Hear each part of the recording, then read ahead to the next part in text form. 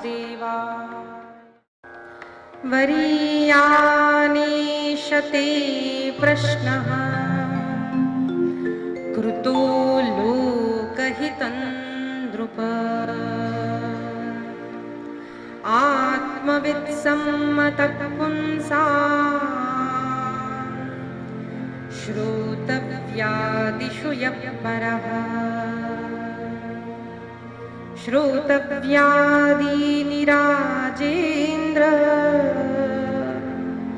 नृणां सन्ति सहस्रशः।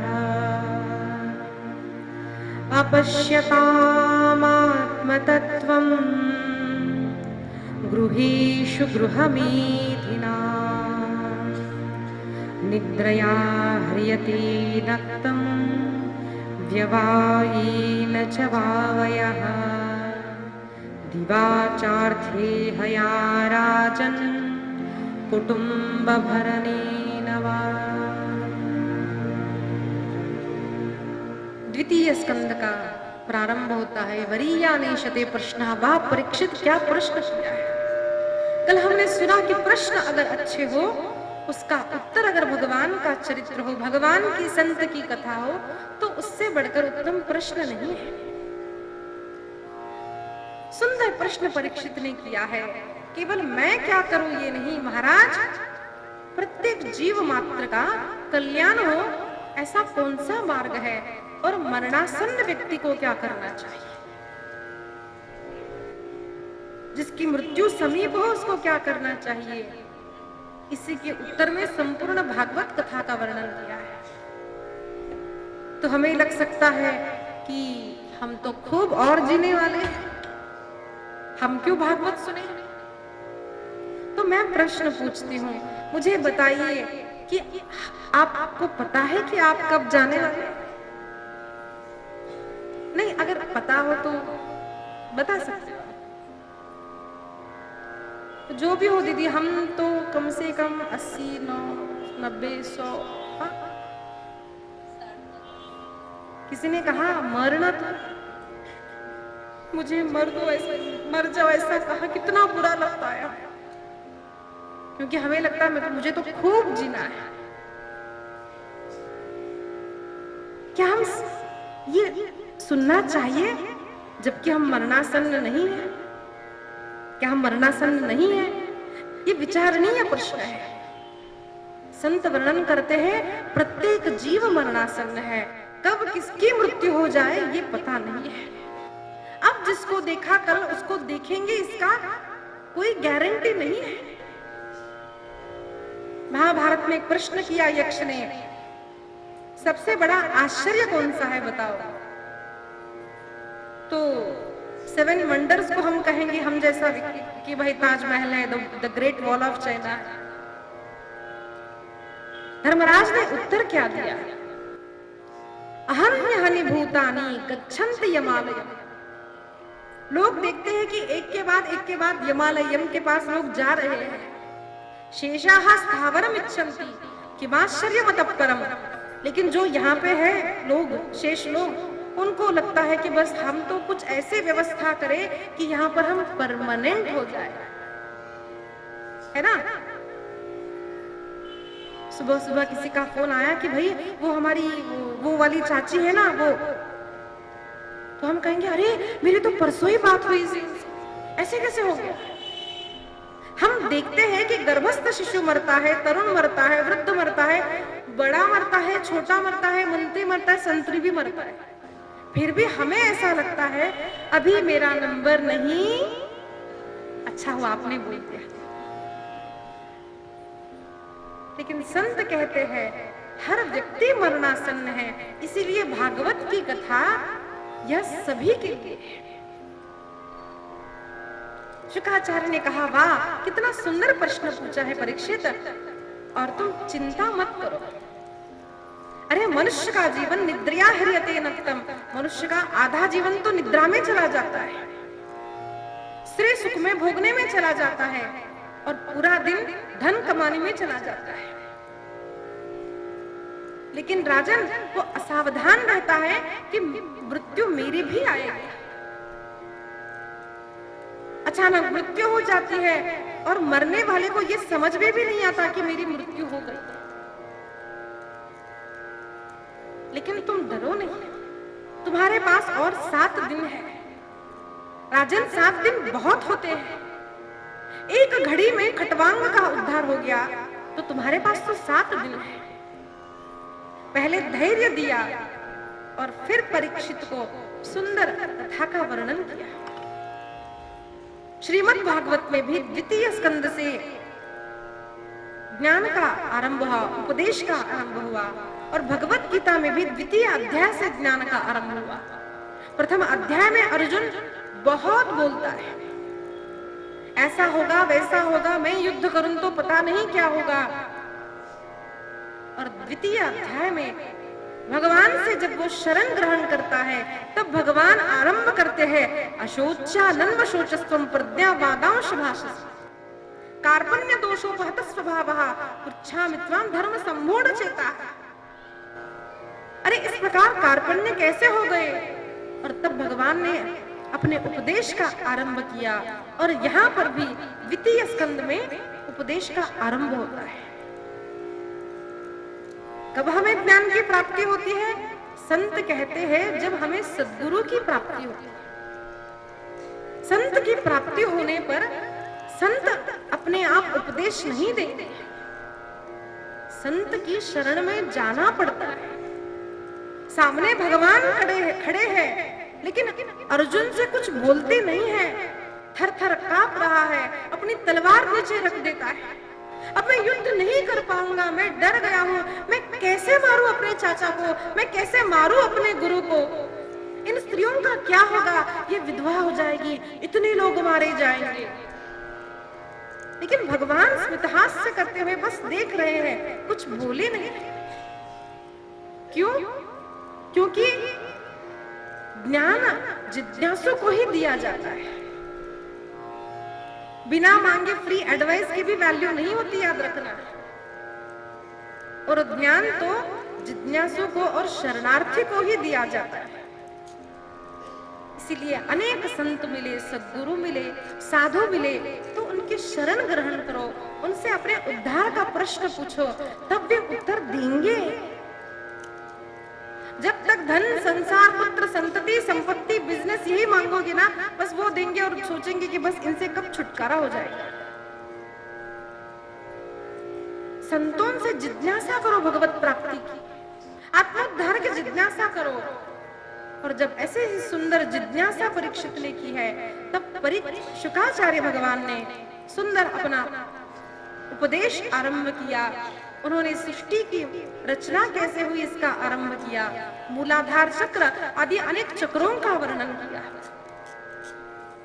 रसातल का वर्णन किया, पाताल लोक का वर्णन किया, सत्यो भूर्भुवः इनका वर्णन किया, अनेक सिद्धियों का वर्णन किया। और एकाएक उनके ध्यान में आया, अरे मैंने तो मंगलाचरण ही नहीं किया। अखंड भगवान का चिंतन करने वाले, उनके लिए तो आरंभ नहीं अंत नहीं है। और जब ध्यान आया तो भगवान का स्मरण किया, भगवान को, व्यास जी को, श्री सरस्वती माता को प्रणाम किया, और गुप्त रूप से अपनी सद्गुरु राधा रानी को प्रणाम किया है। नमः परस्मै पुरुषाय भूयसे सदुद्भवस्थान निरोध लीलया गृहीत शक्ति त्रितयाय देहिना मन्तर्भवायानुपलक्ष्य वर्त्मनि नमो नमस्तेस्तवृषभाय सात्वतां विदूरकाष्ठाय मृदुस् मुहुस्कुयोगिनां निरस्तसाम्यातिशयेन राधसा स्वधामनि ब्रह्मणि संहंस्यते नमः। भगवान को, राधा रानी को, अपने सद्गुरु, अपने पिता व्यास जी को नमन किया। और उसके पश्चात चतुश्लोकी भागवत का द्वितीय स्कंद में वर्णन आया है। ब्रह्मा जी की उत्पत्ति, ब्रह्मा जी ने जिस प्रकार से सृष्टि की उत्पत्ति की, उनकी अनेक संतति जैसे उत्पत्ति की, उसका वर्णन आया। और द्वितीय स्कंद में भागवत के 10 लक्षणों का वर्णन आया है। लेकिन इस अत्यंत छोटा यह स्कंद लेकिन महत्वपूर्ण है, क्योंकि इसमें चतुश्लोकी भागवत का वर्णन आया है। द्वितीय स्कंद को हम प्रणाम करके तृतीय स्कंद का आरंभ करते हैं। तृतीय स्कंद में प्रश्न किया है, एवमेतत् पुरा पृष्टो मैत्रेयो भगवान किल। मैत्रेय ऋषि ने जो उपदेश किया है महाराज, वो हमें वर्णन कीजिए। विदुर जी को यह सुंदर उपदेश देने के लिए भगवान ने आज्ञा की थी। यह उपदेश जो दिया है महाराज, वो हमें वर्णन करे। तब प्रश्न किया है कि विदुर जी तो राज्य में थे, वो कैसे वनवास करने के लिए चले गए। तब भगवान महाभारत की ओर ले चलते हैं व्यास जी और कहा कि जब पांडव और कौरवों का युद्ध होने वाला था, तब भगवान ने विदुर जी से कहा, विदुर जी आप यहाँ से चले जाइए। जिस घर में, जिस स्थान में, जिस प्रांत में कोई संत अगर हो ना, तो आपका कोई बिगाड़ नहीं सकता। संत का पुण्य, विदुर जी का पुण्य उन कौरवों का रक्षण कर रहा था। तब भगवान ने कहा, विदुर जी आप यहाँ से चले जाइए। और तब विदुर जी यात्रा के लिए निकल पड़े थे। उसी यात्रा में मैत्रेय ऋषि से भेंट हुई और मैत्रेय ऋषि से उन्होंने अनेक प्रश्न किए हैं। यहीं से तृतीय स्कंद का आरंभ होता है। वहां पर उन्होंने पुनः सृष्टि की उत्पत्ति की कथा पूछी है। हर जीव के मन में यह प्रश्न आता है कि सृष्टि की उत्पत्ति कब हुई, कैसे हुई। और यहाँ पर सुंदर विस्तार से वर्णन किया है। पंच महाभूत, पंच कर्मेंद्रिय, पंच तन्मात्रा, पंच ज्ञानेन्द्रिय, मन बुद्धि चित्त अहंकार, यह 24 तत्व एकत्रित हुए। तब भी विराट पुरुष जागा नहीं, लेकिन जब भगवान ने अपनी शक्ति उसमें शक्ति से प्रवेश किया, तब 25 तत्वों से विराट पुरुष खड़ा हुआ है। संपूर्ण सृष्टि यानी क्या है? पंच तन्मात्रा, पंच कर्मेंद्रिय, पंच ज्ञानेन्द्रिय, पंच महाभूत। इस शरीर, ये शरीर भी जो बना है ना, वो पंच महाभूतों से ही बना है। इसी प्रकार की सृष्टि, इसका वर्णन बड़े विस्तार से मैत्रेय ऋषि ने किया है। और उन्होंने आगे उत्तर दिया कि महाराज, ब्रह्मा जी ने बहुत सुंदर और बहुत बड़ी सृष्टि की रचना की है। स्थलचर, नभचर, अनेक प्रकार के प्राणियों की रचना की। अनेक ऋषियों का प्राकट्य हुआ और ब्रह्मा जी ने उन ऋषियों को आज्ञा प्रदान की कि आप इस सृष्टि का विस्तार करो। ऋषियों ने कहा, नहीं, हम तो भगवान का ध्यान करना चाहते हैं, हम सृष्टि का विस्तार नहीं करेंगे। तब ब्रह्मा जी को कोप हुआ और उनकी भ्रुकुटी में से रुद्र प्रकट हुआ, ऐसा वर्णन आता है। वो अपनी तामसी सृष्टि जब बढ़ाने लगा, तब ब्रह्मा जी की, भगवान की आज्ञा से ब्रह्मा जी ने उन्हें रोक दिया। और तब भगवान ने आदेश दिया, अनेक वर्षों तक ब्रह्मा जी ने तपश्चर्या की। तब उनके शरीर में से एक स्त्री और एक पुरुष प्रकट हुआ, एक आधे अंग से मनु और आधे अंग से शतरूपा। ये ऐसे दंपति हैं जिनसे मैथुनी सृष्टि का आरंभ हुआ है।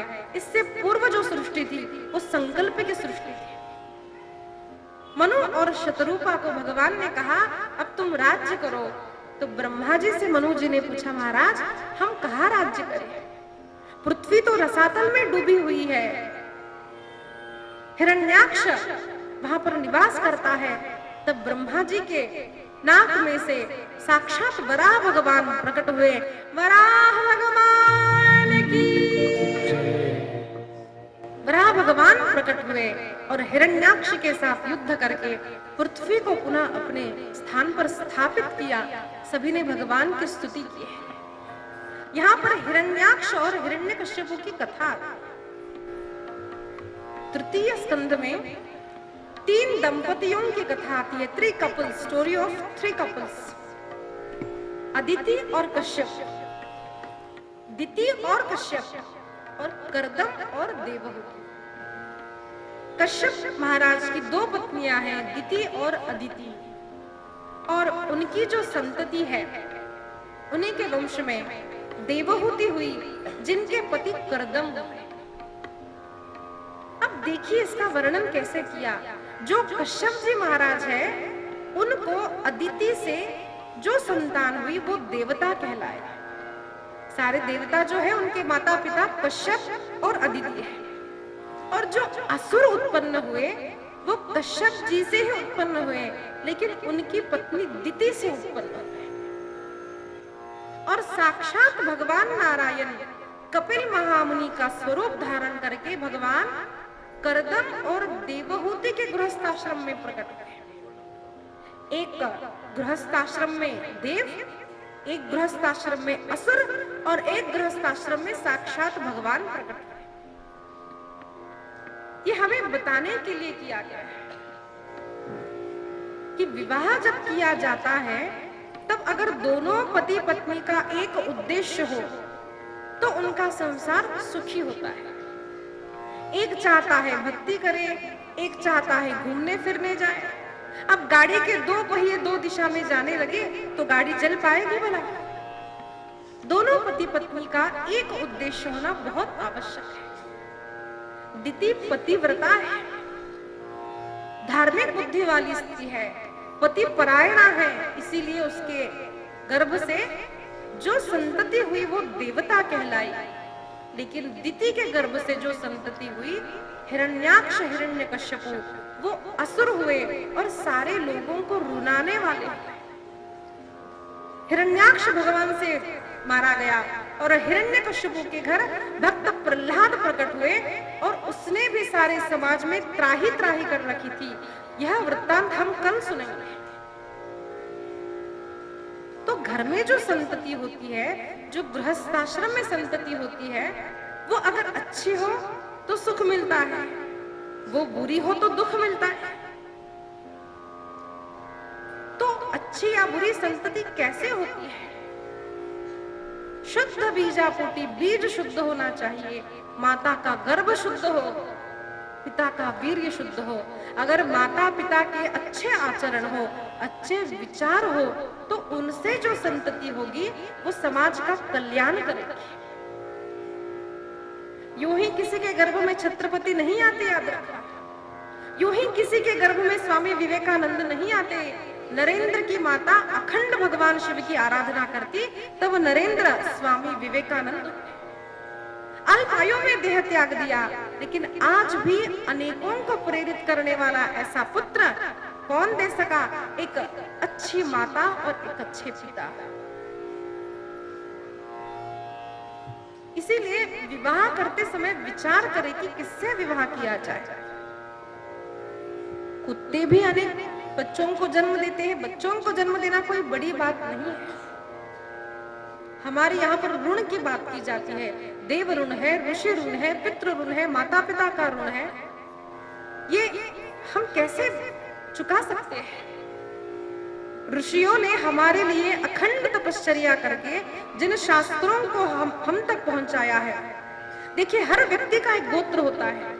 किसी का कश्यप है, किसी का अत्रि है, किसी का कुछ है। इसका अर्थ क्या है? कई लोगों को अपना गोत्र भी पता नहीं होता। सबको अपना गोत्र पता है, किसी को पता नहीं है। क्यों पता होना चाहिए? हम किस ऋषि के कुल में हम उत्पन्न हुए, ये हमें पता होना चाहिए। जिस ऋषि से हमारा, जिस ऋषि में के वंश में हम उत्पन्न हुए, वही हमारा गोत्र है।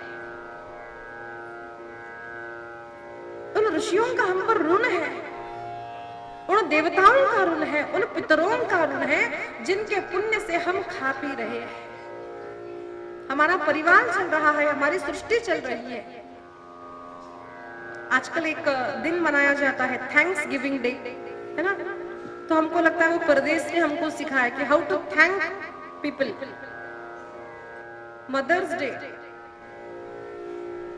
क्योंकि उनके प्रांत में ऐसा होता है कि भाई एक ही दिन माँ से मिलते हैं। माताओं को वृद्धाश्रम में रखा जाता है, पिता को वृद्धाश्रम में, और एक दिन मिलके हैप्पी फादर्स डे बाबा, हैप्पी मदर्स डे बाबा। हमारे पास ये नहीं होता। क्यों? Every day is a Mother's Day, every day is a Father's Day. नित्य प्रति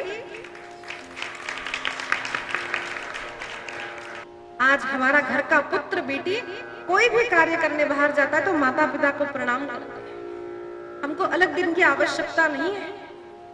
what is thanks giving day? हम जो श्राद्ध तर्पण करते हैं ना, वो भी एक थैंक्स गिविंग डे होता है। आप लोग करते होंगे ना श्राद्ध पक्ष सब। नहीं करते हो तो करना, भगवान की पूजा करनी ही चाहिए, लेकिन एक आध दिन छूट जाए कोई बात नहीं, लेकिन श्राद्ध तर्पण करना चाहिए। हमारे पूर्वजों ने जो परिश्रम किया, भक्ति की, उसी कारण आज हम इस पृथ्वी पर है, इसको हमें भूलना नहीं चाहिए। उनका हम ऋण कैसे चुकाए? तो गृहस्थ के लिए वर्णन किया है, एक अच्छी संतति समाज को दे करके हम वो ऋण चुका सकते हैं। इसीलिए हमारे पास एक पद्धति है कि विवाह के लिए अनुष्ठान करवाते हैं, लड़के लड़कियों से, बच्चियों से हम लोग अनुष्ठान करवाते हैं। जैसे हमारे महाराष्ट्र प्रांत में हरतालिका का व्रत होता है। क्यों करते हैं हम लोग? क्योंकि जिन कन्याओं का विवाह नहीं हुआ उनको अच्छा पति, परमेश्वर जैसा पति मिले, हम इसके लिए अनुष्ठान करते हैं। ये करना चाहिए, इसके लिए कोई लज्जाजनक बात नहीं है। विवाह नहीं हो रहा तब पंडित जी के पास जाए, कुछ पूछे, ऐसा नहीं है। विवाह अब करने का विचार है, तभी से अपने बच्चों से कुछ नाम मंत्र जप, तुलसी जी की कृष्ण के साथ प्रदक्षिणा, पार्वती परमेश्वर के मंदिर में प्रदक्षिणा करवाइए, दूध दही से अभिषेक करवाइए, उनसे कुछ दान करवाना, सदग्रंथों का पाठ करना, जैसे सप्तशती का पाठ किया जाता है, रुक्मिणी स्वयंवर का पाठ किया जाता है। क्यों? क्योंकि हमें अच्छी पत्नी और अच्छा पति मिले। आज कई लोग दुखी है क्योंकि हमारा पार्टनर यानी पति या पत्नी जो है वो अच्छा नहीं है। दुखी बेटी है, दुखी लड़के हैं, ऐसी स्थिति है आज समाज। इसके लिए पहले से अनुष्ठान करवाए बच्चों से कि हमें अच्छा वर मिले, हमें अच्छी पत्नी मिले, उसके पश्चात ही हमारे घर एक अच्छी संतति आ सकती। केवल हमने एक संतति को जन्म दिया, घर बेटी हुई, बेटा हुआ, ये कोई बड़ी बात नहीं है। ध्यान रखना, हर माँ अगर यह संकल्प कर ले कि मेरे गर्भ में केवल एक छत्रपति जैसा ही आना चाहिए, कोई महाराणा प्रताप जैसा ही आना चाहिए, अरे कन्हैया जैसा ही मुझे पुत्र चाहिए ना, ऐसा संकल्प अगर माता पिता करे, वो संकल्प भगवान पूर्ण करते हैं। मैं केवल भक्त को ही जनूंगी, इसके लिए अनुष्ठान करना चाहिए। इसीलिए हमारे पास संस्कार होते हैं, 16 संस्कार जो किए जाते हैं। डोहाळ जेवण आपण करतो ना, ते का करतो आपण? अच्छे अच्छे गीत गाए जाते हैं। मिठाई यानी सुख को रिप्रेजेंट करती है मिठाई, वो सुखी हो, मिठाई खिलाई जाती है। उसकी गर्भिणी की जो इच्छा है उसको वो खिलाया जाता है, उसमें अच्छे भाव हो, उसका मन प्रसन्न हो, ऐसा देखा जाता है। सामने अच्छे चित्र लगाए जाते हैं। क्यों? उसका मन जैसा होता है वैसी संतति होती है। इसीलिए केवल गर्भ धारण करना ये बड़ी बात नहीं है। गर्भ धारण करने से पूर्व गर्भ धारण के लिए संस्कार किया जाता है, पंडितों को बुला करके उचित पूजा की जाती है। करनी चाहिए ये पूजा कि हमारे घर अच्छी संतति हो, कोई भी भूल से हमारे घर में दोष हुआ हो तो वो पूजा अनुष्ठान से दूर हो जाए और एक अच्छी संतति घर में आए। नहीं तो कितने बच्चे ऐसे होते, बस रोते रहते। बाह, मैंने ऐसे एक बच्चा देखा है, मुझे वही याद आता, जो रोता था बरोबर 1 साल, वो वहां रोता था तो हमको यहाँ पे सुनाई था। तो वो उनकी जो माता जी वो हमको बोलती थी, पता नहीं कौन से जन्म का कोई शत्रु आ गया है। होता है ऐसा, हमारे शत्रु भी हमारी संतति बनकर आती है। इसीलिए अच्छी संतति हो, इसीलिए संस्कार है, ये संस्कार करने चाहिए। विवाह भी संस्कार है। अब बात निकली है तो मैं बोलती हूँ, अब विवाह संस्कार है या क्या फंक्शन है, मुझे समझ में नहीं आता। अब एक फैशन ट्रेंड चली है कि यूट्यूब में, पिंटरेस्ट में हम लोग देखते हैं कि कैसे होता है विवाह। एंगेजमेंट में एक प्रकार की ड्रेसिंग, फिर शादी में सुबह में साड़ी पहनेगी, तिलक धारण करेगी, वो तेलुगु में कहे तो फूला जड़ा, सब फूल वगैरह, सब चूड़ी वगैरह सब, और फिर शाम को रिसेप्शन है तो बिना तिलक का सब खुला हुआ फ्रॉक पहन, चूड़ी उतार देगी। ऐसे उतारा जाता है। कितने दिन हम लोग सुहाग का चूड़ा पहनते हैं ना, तिलक धारण करते हम लोग, ये पति का प्रतीक होता है सुहाग का, वो उतार के बस, और हमको लगता है हमारी बहू ना, बस ये संस्कार नहीं हुआ, बस ये कुछ आपने फंक्शन किया बस। फिर एक नई ट्रेंड आई, हमने पानी में शादी की, हमने आकाश में शादी। जहां पर कोई ब्राह्मण नहीं है, जहां गो माता नहीं, जहां अग्नि नहीं, जहां ब्राह्मण नहीं, जहां वैदिक मंत्र नहीं, वहां पर विवाह को मान्यता नहीं दी गई है। इन सभी के आशीर्वाद से जो होता है ना, उसको विवाह कहा जाता है। जो गठबंधन होता है वो तोड़ने के लिए नहीं होता था। There was no word like divorce। इसीलिए शादियां कितने साल टिकती थी पहले, क्योंकि तब संस्कार था, अब फंक्शन हो गया है। शादी संस्कार है, संस्कार ही रहने दो उसको। इसीलिए ये कह रहे हो इतना मैं रोक करके कथा, केवल भागवत की कथा, यानी ऐसा नहीं कि बस भगवान का आविर्भाव हुआ, भगवान प्रकट हो गए, बांसुरी ले ली, गोपी, ये नहीं है कथा। हाउ टू लिव, कैसे जिए हम लोग, गृहस्थाश्रम कैसा हो, how to lead a happy life, ये सब हमको शास्त्रों में बताया है। इनका विचार होना चाहिए। इसलिए मैंने कहा द स्टोरी ऑफ 3 कपल्स, 3 जोड़ियों की कथा, एक से देवता, एक से असुर और एक से साक्षात भगवान प्रकट हुए। कैसे गर्भ ने उसको आकर्षित कर लिया, अच्छे संस्कारों से। यहाँ पर वर्णन आया है कि जब हिरण्यकश्यप का वर्णन आया तो मुझे पहले शंका हुई कि ये राक्षस जो होते थे पहले होते थे, अभी नहीं है। अब वो B.R. चोपड़ा का महाभारत है, रामायण है, श्री कृष्णा, उसमें तो बड़े ऐसे लाल लाल आंखें और वो काला काला, फिर वो बड़े बड़े दांत ऐसे दिखेंगे। अब मुझे लगता आजकल तो नहीं दिखते, तो आजकल राक्षस नहीं है? अपने दिखे? मैंने तो नहीं देखे। किसने राक्षस देखे? सबने देखे हैं, मैंने भी देखे। कोई आदमी कथा में आता है, हम जब अच्छे से कथा सुन रहे हैं, पीछे से हमारी चैन खींच करके ले जाता है। घर में जाकर के देखा तो मरण मेला कोणता राक्षस म्हणतो क्या, म्हणतो की नाही आपण, वाईट वृत्तीचा व्यक्ती, वाईट वृत्ति वाला मनुष्य ही राक्षस होता है। यही प्रश्न माँ पार्वती ने भगवान शिव जी से किया, तो मानस में राक्षस कौन है इसका वर्णन करते हुए भगवान महादेव कहते हैं, माँ नहीं मात, पितु नहीं देवा, माँ नहीं मात, पितु नहीं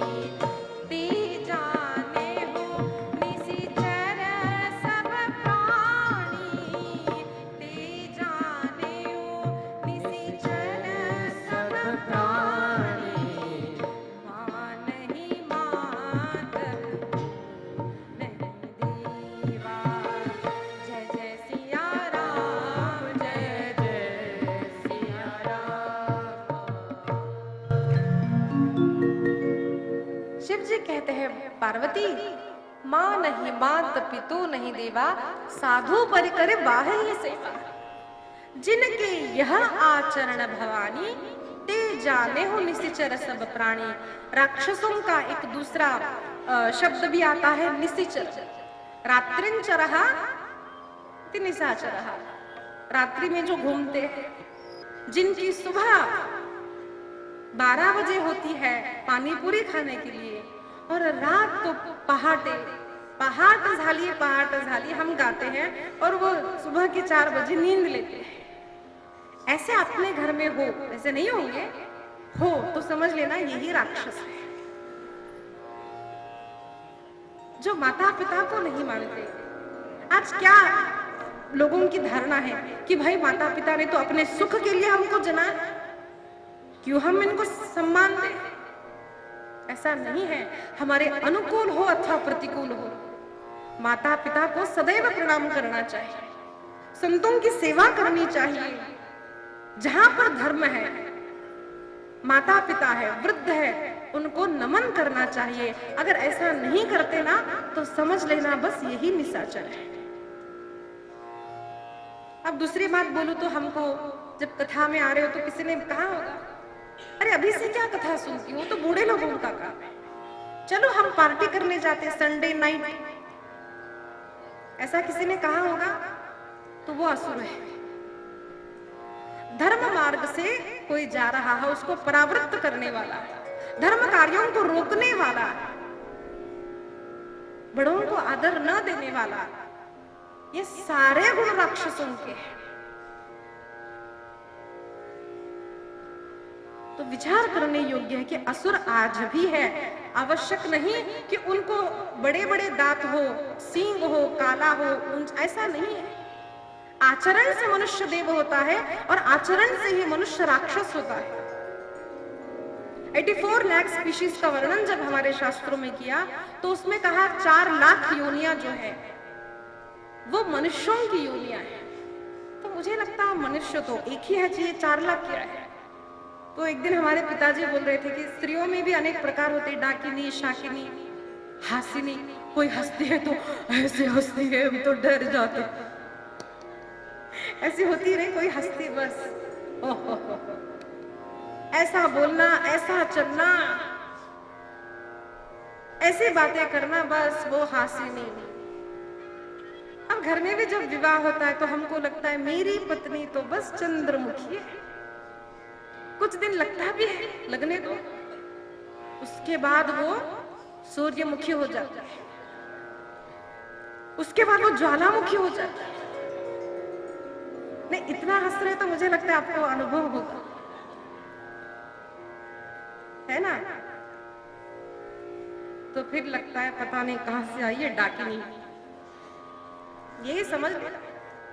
और कोई होती है पद्मिनी, अच्छी सी, एकदम मृदु स्वभाव की, लाज, लज्जा, मर्यादा।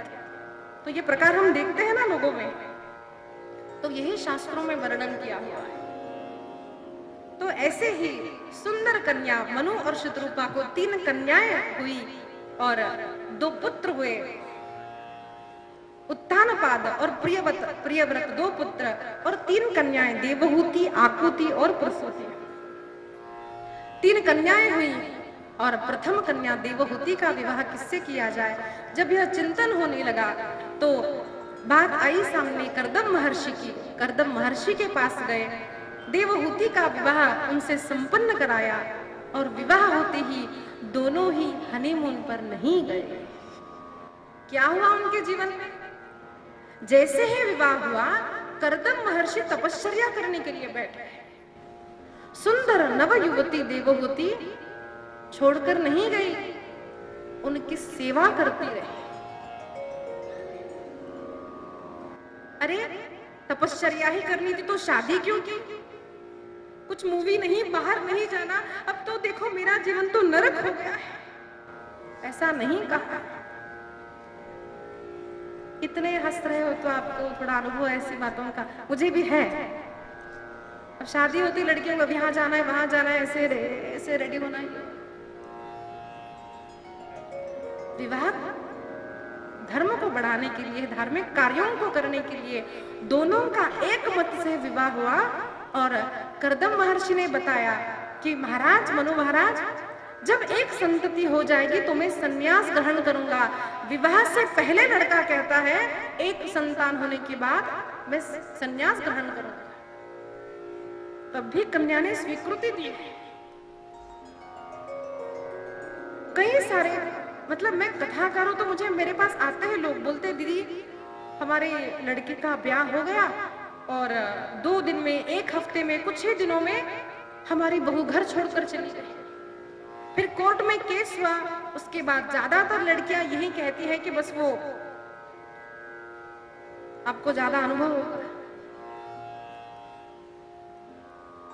सुख के लिए अगर एक पुरुष के साथ आप विवाह करना चाहती है ना, मैं ऐसे लड़कियों से कहूंगी आप विवाह ही मत करो। केवल कामसुख के लिए विवाह नहीं है। विचार कीजिए, विवाह होने के उपरांत अगर कुछ पति को रोग हो जाए तो छोड़ दोगी आप? अगर आपको रोग हो जाए, अगर आपके पति ने आपको छोड़ दिया, आपको अच्छा लगेगा? पति पत्नी को सुख में साथ रहना चाहिए और दुख में भी साथ रहना चाहिए। रोगी हो, दरिद्री हो, पैसे पहले अधिक मिलते, अब कम मिलने लगे तो छोड़ जाना नहीं। उस समय भी अगर पति का साथ देने वाली पत्नी हो ना, तो समझना वो सुलक्षणा पत्नी है। विपदा में ही सच्चा मित्र, सच्ची पत्नी, सच्चा पति, सच्चा अपना कौन है वो समझ में आता है। इसीलिए बच्चों को समझाओ धर्म क्या है। विवाह कामसुख के लिए नहीं है, विवाह दोनों को मिलकर के धर्म, अर्थ, काम, मोक्ष को प्राप्त करने के लिए।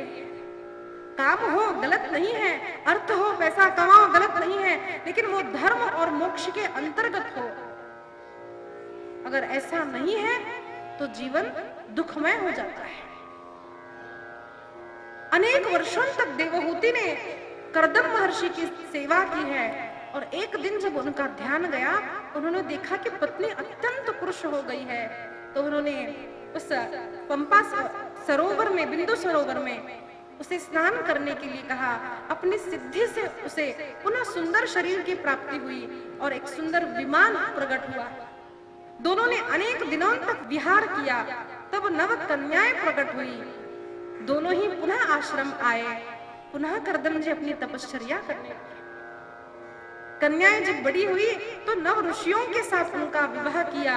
उन्हीं में से एक अनुसूया माता है, सारे ऋषियों को प्रदान कर दी और अब दोनों ही मिलकर तपश्चर्या करते हैं कि साक्षात भगवान मेरे गर्भ में आए। संतति के लिए, अच्छी संतति के लिए पहले से दोनों को नियमबद्ध रहना चाहिए। जैसे विचार अपने माता पिता के होंगे वैसे ही संतति होगी। दोनों ने तपश्चर्या की, तब साक्षात भगवान नारायण देवहूति के गर्भ में आए, नवमास परिपूर्ण हुए और भगवान कपिल रूप में प्रकट हुए। कपिल नारायण भगवान की जय, कपिल नारायण भगवान की जय। और जब भगवान प्रकटे तो अनेक ऋषि, संत, देवता सभी आए। तब कर्दम जी ने प्रश्न पूछा, प्रभु मैं आपकी सेवा के लिए वन जाना चाहता था, अब आप घर में आए हो तो मैं यहाँ रहूं या फिर वनवास करूं? क्योंकि मुख्य ये नहीं है कि हम वन में रहते हैं या घर में रहते हैं, जहां पर भगवान की सेवा हो वही श्रेष्ठ है। तब भगवान ने कहा नहीं, आप संन्यास ग्रहण करें। तब भगवान की आज्ञा से भगवान कपिल, कर्दम महर्षि संन्यास ग्रहण करते हैं, वन गमन करते हैं और देवहूति माता को अपने पुत्र के साथ रखकर उसे उपदेश देते हैं, हे देवहूति, यह साधारण पुत्र नहीं, यह भगवान है। और देवहूति माता ने अनेक प्रश्न अपने युवा बालक से किए हैं। सुंदर कपिल गीता का वर्णन आता है। अधिक कहने का वर्णन समय तो नहीं, बस एक दो बातें मैं आपसे कहना चाहती हूँ।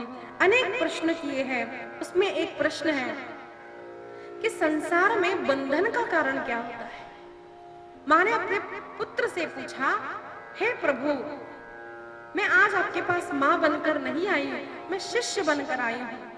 मुझे कृपया यह बताइए कि इस संसार में सुख है या नहीं, अगर है तो कहाँ पर है? तो कपिल महर्षि ने कहा, माँ सुख दुख ये मन में वास करते हैं। सुख न बाहर है, दुख न बाहर है, ये तो मन के भाव है। कथा में हम आए हो और बड़ी भीड़ हो और एकदम से कोई अपरिचित व्यक्ति आकर बैठ जाए ना, तो हमको दुख होता है। इतनी गर्मी में पता नहीं ये कहां से आई, हम ठीक से सुन नहीं, अरे जाओ आगे, आप जाओ। बड़ा दुख हुआ आज तो। और उसी भीड़ में हमारी बहन आई तो अरे आजा, स्थान नहीं है, मैं बना लूंगी, मेरी गोदी में भी बैठ। अब बहन आई है, भीड़ में बैठी है तो सुख होता है, वही अपरिचित व्यक्ति आया है तो दुख होता है। सुख दुख ये मन के धर्म है माँ, सुख न संसार में न सुख है न दुख है। माँ ने पूछा, बेटा मन के जीव के बंधन का कारण क्या होता है?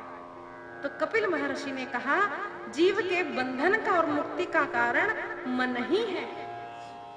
हम जब तक समझते हैं कि अगर मैं चला जाऊंगा तो पता नहीं मेरे घर का क्या होगा, पता नहीं मैं चला जाऊंगा तो पता नहीं घर में क्या हो जाएगा, अरे मैं हूं इसीलिए घर की व्यवस्था बनी रहती है, मैं चली जाऊंगी ना तो सबको पता चलेगा।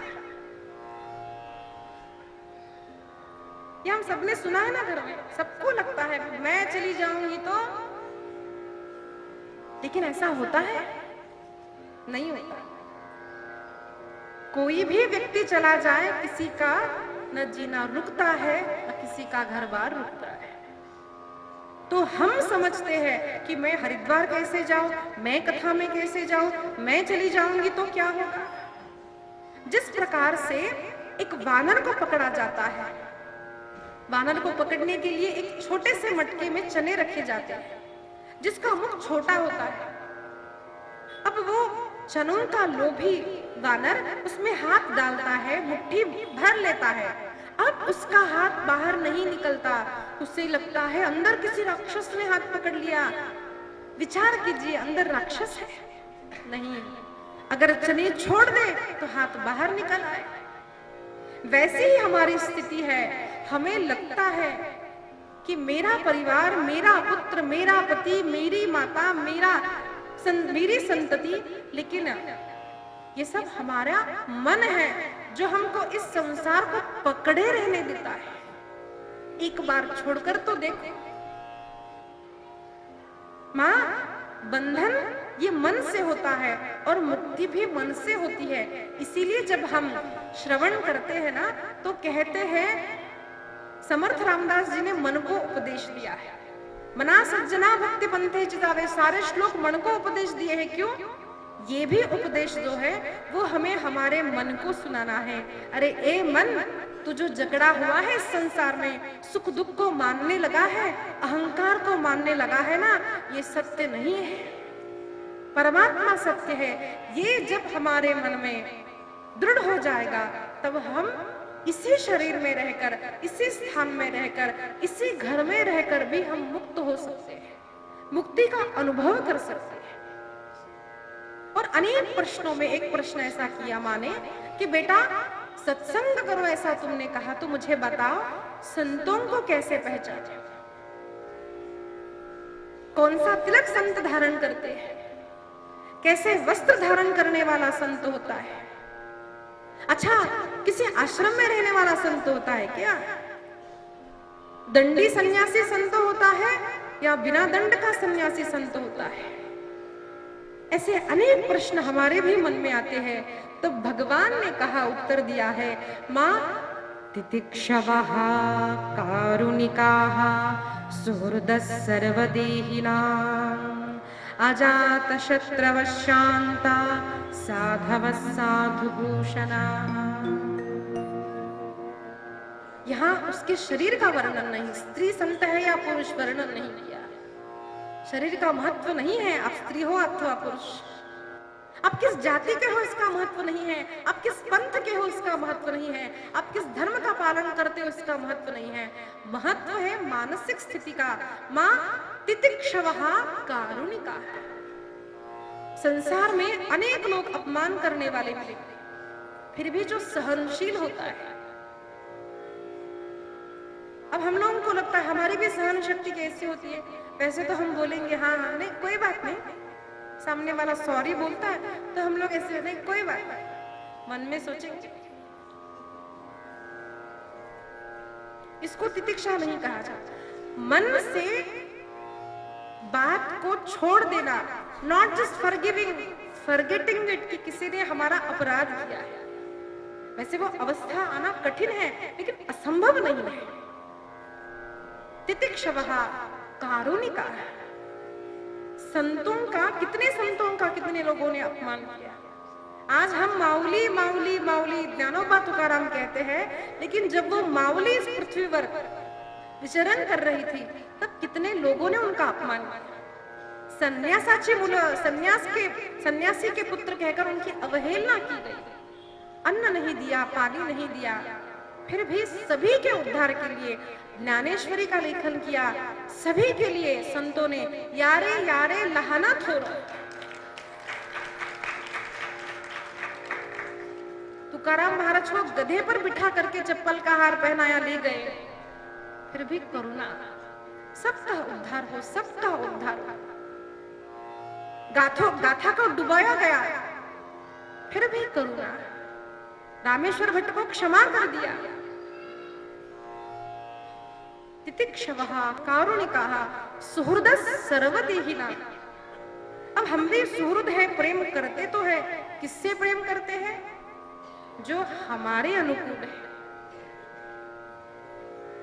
हम कहते हैं मेरी माँ, मेरे पिता, मेरा भाई, मेरी बहन, मेरी पत्नी, जरा एक बार उनके इच्छा के विरुद्ध आचरण करके देखो, तब पता चलेगा कौन अपना है कौन नहीं।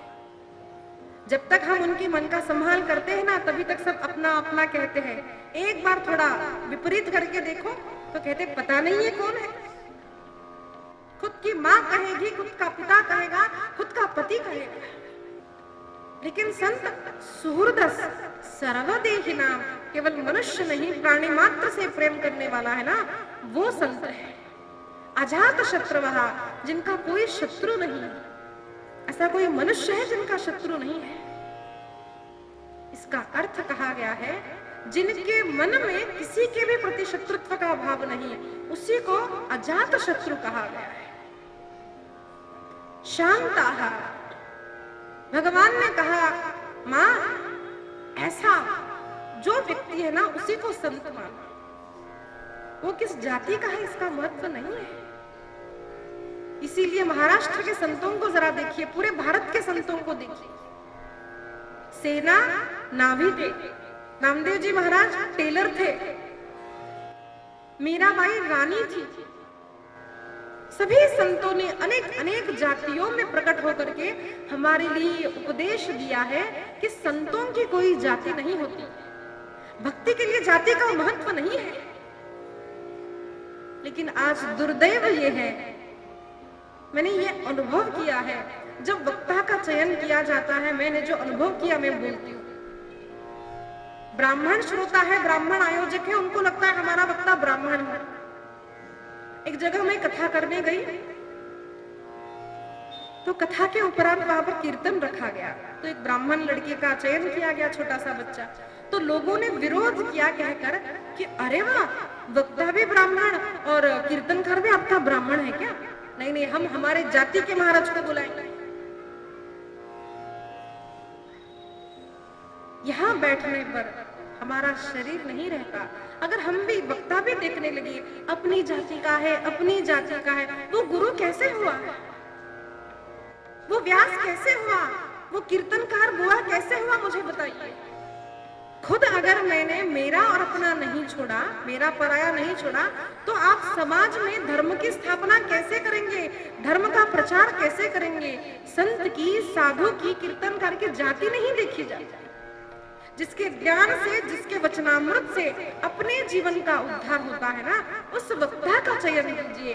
जाति देखकर गुरु नहीं बनाया जाता, जाति देखकर कथा नहीं सुनी जाती। इसलिए संतों के लक्षण यहाँ बताए।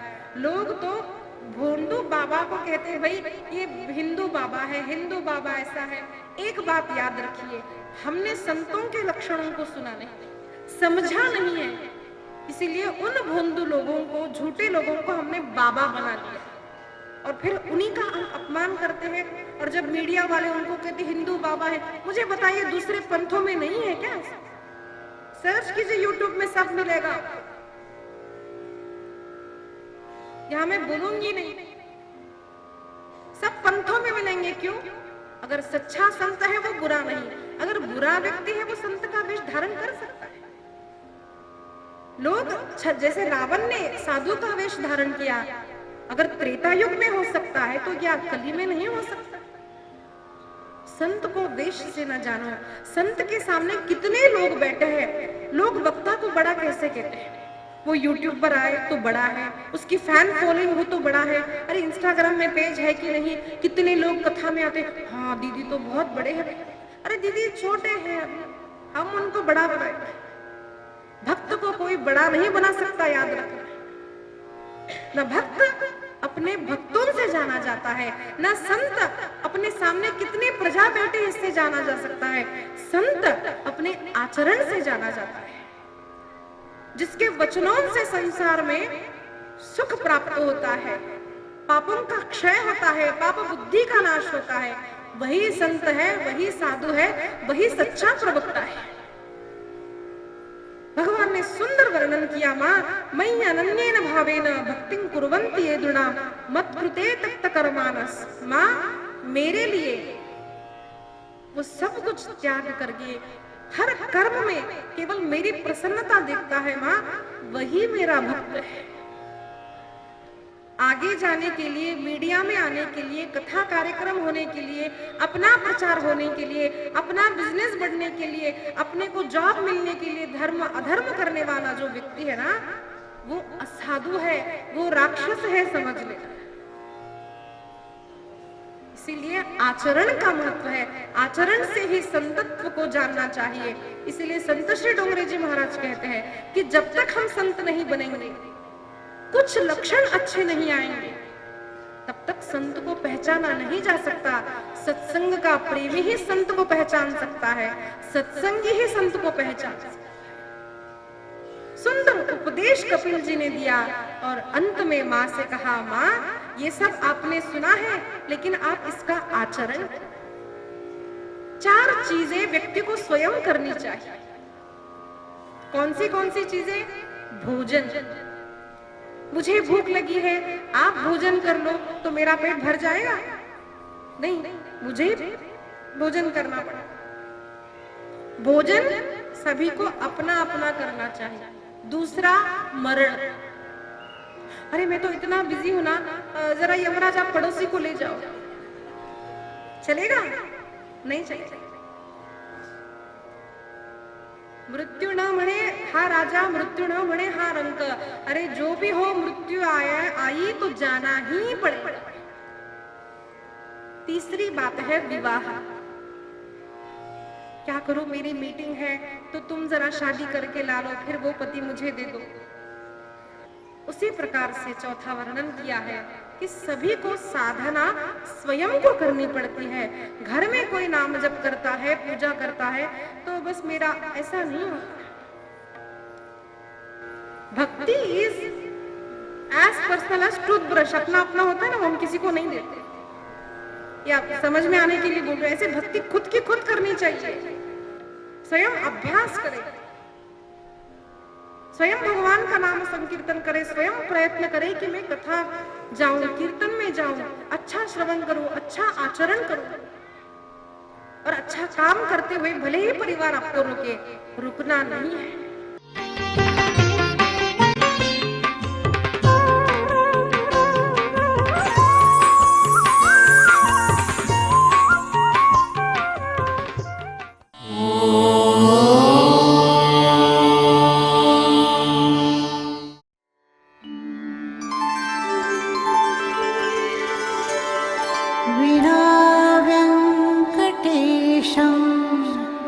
ननाथो ननाथः सदा वेङ्कटेशं स्मरामि स्मरामि। हरे वेङ्कटेश प्रसीद प्रसीद। प्रियं वेङ्कटेश प्रयच्छ प्रयच्छ।